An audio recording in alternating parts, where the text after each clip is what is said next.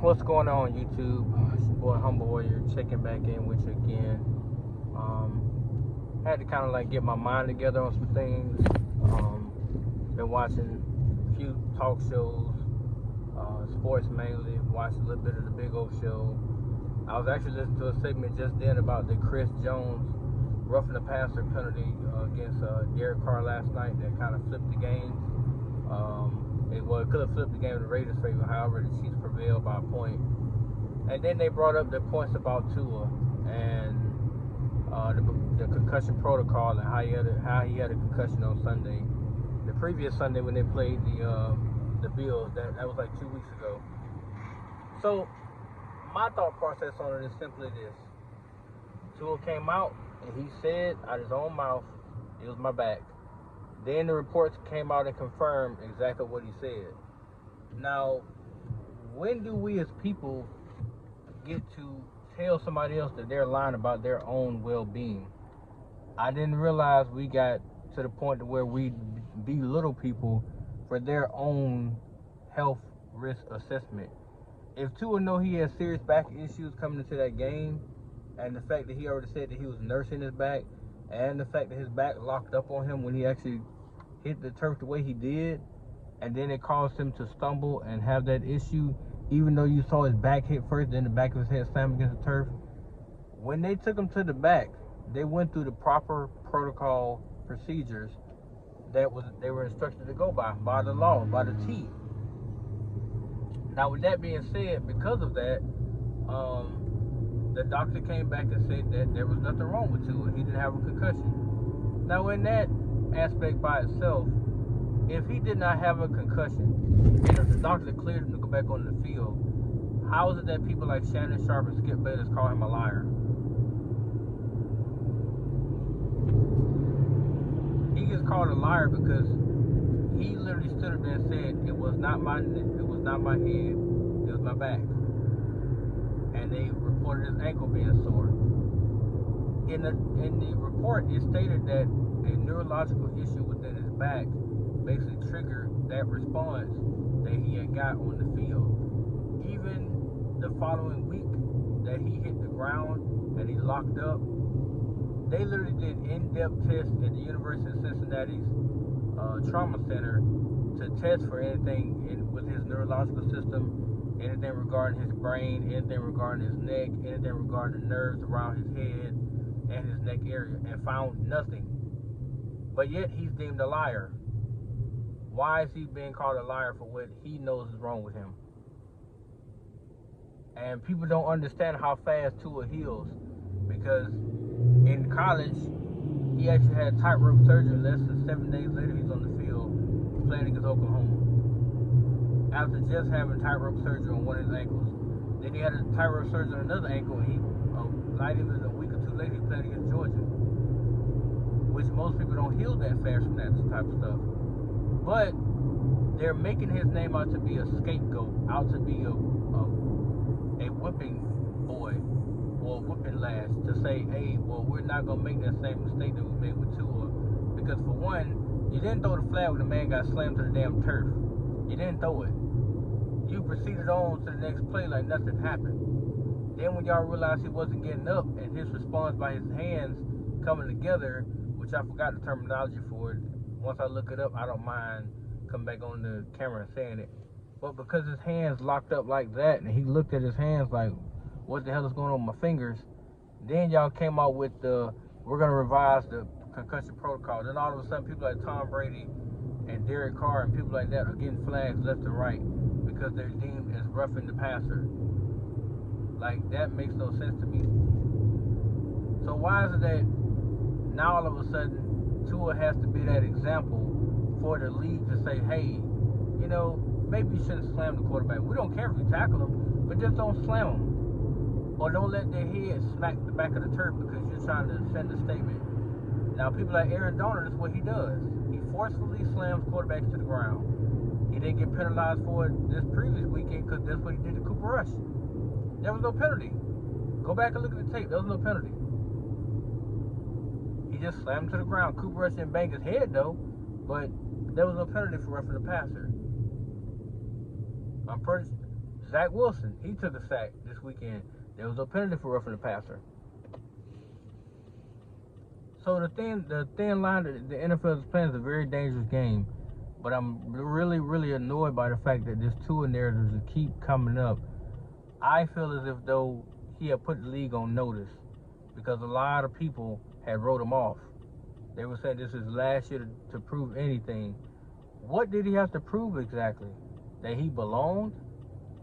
Because once you got him Tyreek Hill and Jalen Waddle, they both were surpassing 100 yards in almost every game. The only game that Tyreek didn't go 100 yards with to an end was that Buffalo Bill game. That's because the Bills made it their personal agenda to not allow Tyreek to get off. But Jalen Waddle went for over 100. And Hill had 32 yards in that game. Ever since that Tua injury, Hill has not even surpassed 50 yards. No, I take that back. No, I'm lying. Because the Cincinnati Bengals game, he did go 150. The Jets game, he hit 40. He had 32 yards.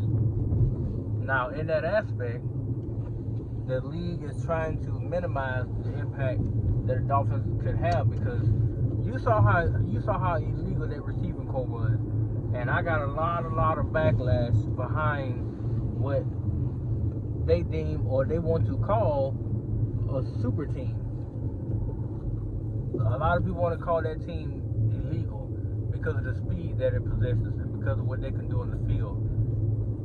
That's not their fault that the Miami Dolphins assembled them that way.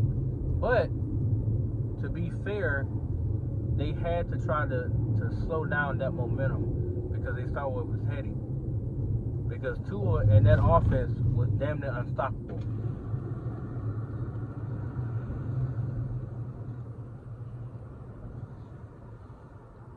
How's it going?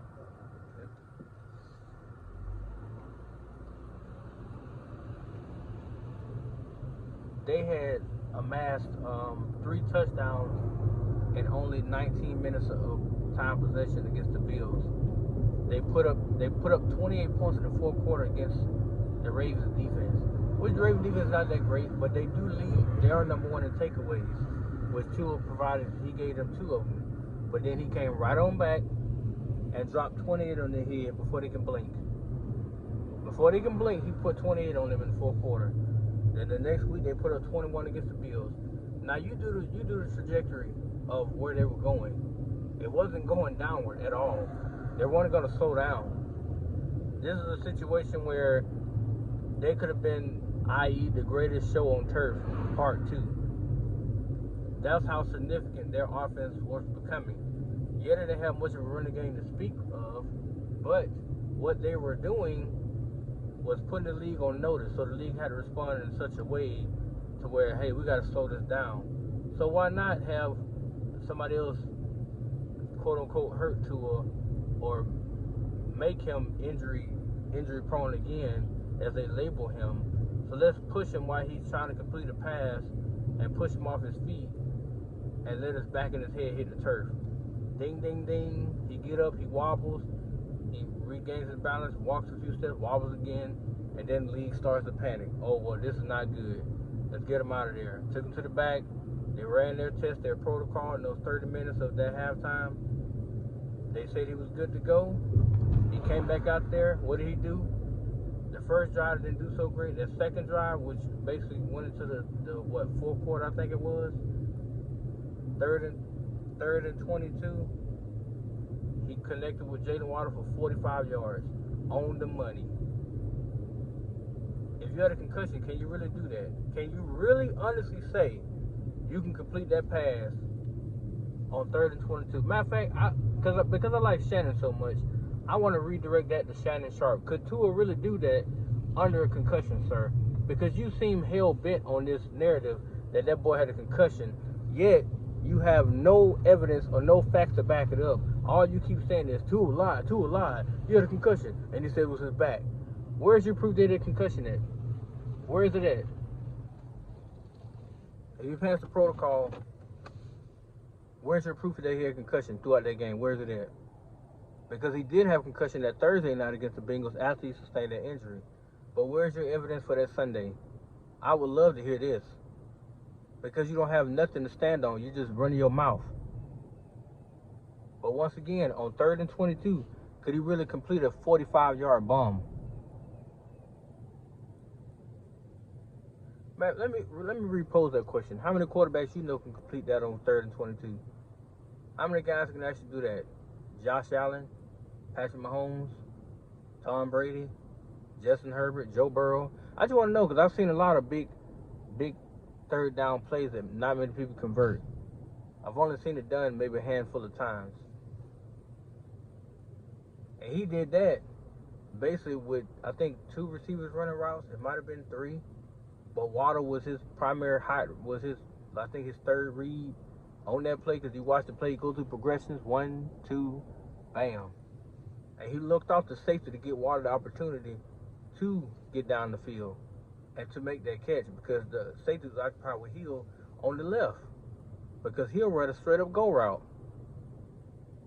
He gave to it just enough time running that go route to look at him, come back across the middle, then come back down where Water was and hit his ass where he's supposed to be at, which gave him that tiny ass window about that big to hit between the safety and the corner, over the top of the corner, right beneath the safety, and hit Water right in stride. So the CTE thing is very real, but I hate the fact that it's becoming this overbearing story about Tua, because now there's nothing being reported. There's no headaches. There's no sensitivity to anything. He's in the building every day. He's doing film studies. He's out there with the team. He's just not allowed to do no football activities right now. They're holding him off for a reason I don't know. But if they want him right now, like Big O said, they can activate him right now. He's actually not deactivated. He's still activated. They have not said he can't play. They ruled him out for the Jets game, but he hasn't been ruled out for the Viking game. He's not even on IR.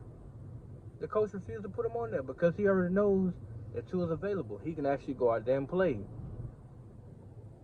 So if he really, really was concussed, like they thought he was, then there's no way in the hell he would even be in the building other than getting treatment.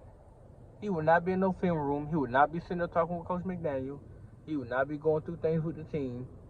He would be in treatment rooms, in other facilities, getting the treatment he needs to get better, to heal. He will be at home under supervision of a medical team. No such thing is going on.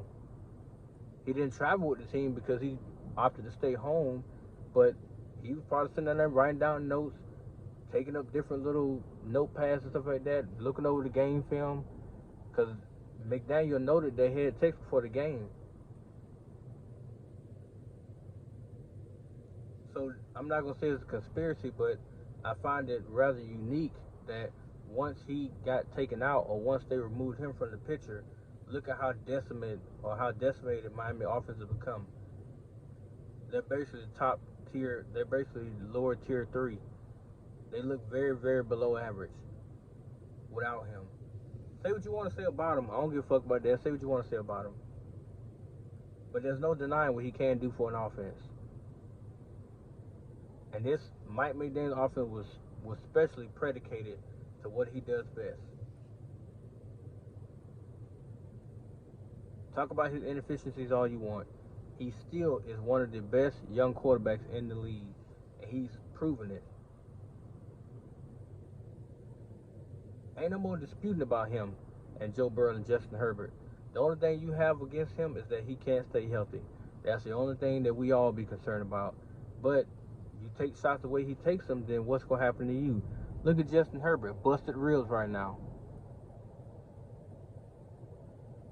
Yeah, he's playing through the busted ribs, but I mean, at what cost? He lost one game, then he bounced back and barely won the other one. Ain't no telling what condition his body's in. And we're not even going to speak on Josh Allen. And year after year after year, they barely make the playoffs. I'm talking about the Chargers. And the Bills don't reach a big game. Which I don't think the Bills going to reach a big game this year. You want to know why? Because that team in Miami going to have something to say about that. And the way our schedule's set up right now, we can literally win the next 6 or 7 games in a row and be in position to be fighting with the Bills for that number 1 spot. And if we beat them in Buffalo, it's a wrap from there. It is a wrap. They're going to come through Miami to see us in the playoffs. And I would love to see a rematch of Tua and Josh Allen on that damn field, giving it everything they got for a possible AFC Championship berth or even a possible Super Bowl matchup for a berth. Excuse me.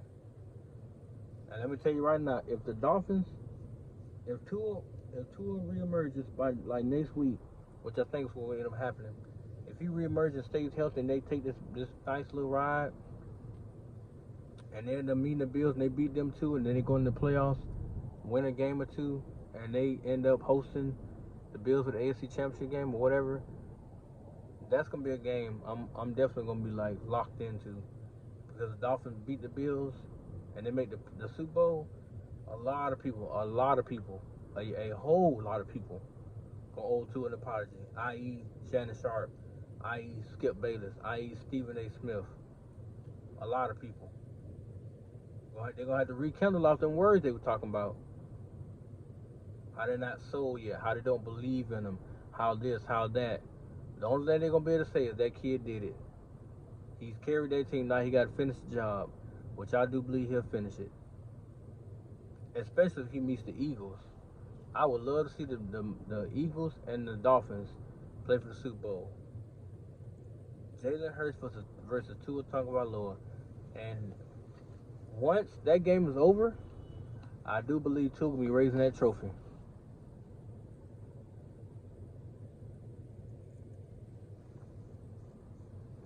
I do believe that. But give me your thoughts, guys, on this whole concussion thing, on the whole narrative going around the league. Just in general, everything I've talked about, I just want to hear your response. I just want to know. Peace.